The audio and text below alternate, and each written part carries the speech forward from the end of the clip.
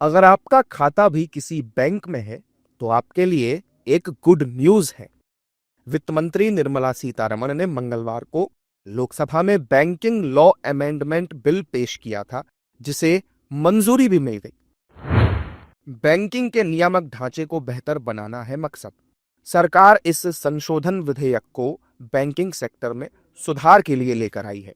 इसका मकसद बैंकिंग के नियामक ढांचे को आधुनिक बनाने और उसे बढ़ाने के लिए महत्वपूर्ण बैंकिंग कानूनों में संशोधन करना है। तो चलिए जानते हैं, एक बैंक ग्राहक के तौर पर आपका इस बदलाव से भला क्या फायदा होगा। हर बैंक खाते में रख सकेंगे 4 nominee. Banking law amendment bill के जरिए भारतीय रिजर्व बैंक अधिनियम 1934, बैंकिंग विनियमन अधिनियम 1949, भारतीय स्टेट बैंक अधिनियम 1955 में कुल 19 संशोधन प्रस्तावित हैं। ये कानून लागू हो जाने के बाद आप अपने बैंक अकाउंट में एक की जगह 4 नॉमिनी भी रख सकते हैं।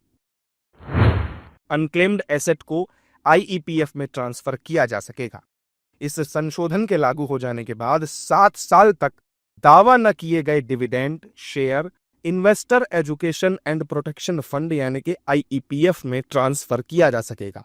इससे निवेशक आईईपीएफ के जरिए अपनी रकम का दावा कर सकेंगे।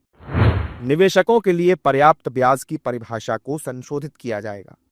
इस संशोधन के लागू हो जाने से लोगों के बैंक अकाउंट पर ब्याज की सीमा को 1968 में निर्धारित की गई 5 लाख रुपए की सीमा से बढ़ा करके 2 करोड़ रुपए किया जाएगा। बैंकों को हर पखवाड़े, महीने या तिमाही पर देनी होगी रिपोर्ट।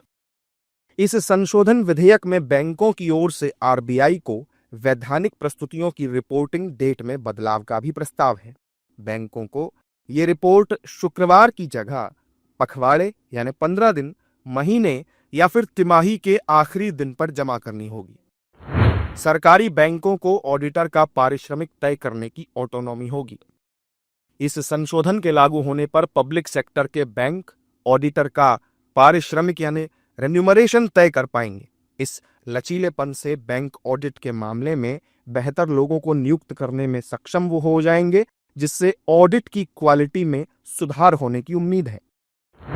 बैंकिंग में क्यों किए गए ये बदलाव? बैंकिंग लॉ अमेंडमेंट बिल के तहत ये तमाम बदलाव कोविड-19 महामारी के दौरान हुई परेशानी के मद्देनजर किए गए हैं। एक की जगह 4 नॉमिनी बनाने की अनुमति देने का मकसद अकाउंट होल्डर की मृत्यु के बाद उसके पैसे की निकासी को आसान बनाना है। ये बदलाव अनक्लेम्ड अमाउंट को सही उत्तराधिकारी तक पहुंचाने के लिए किया जा रहा है। मार्च 2024 तक बैंकों में लगभग 78,000 करोड़ रुपए अनक्लेम्ड हैं।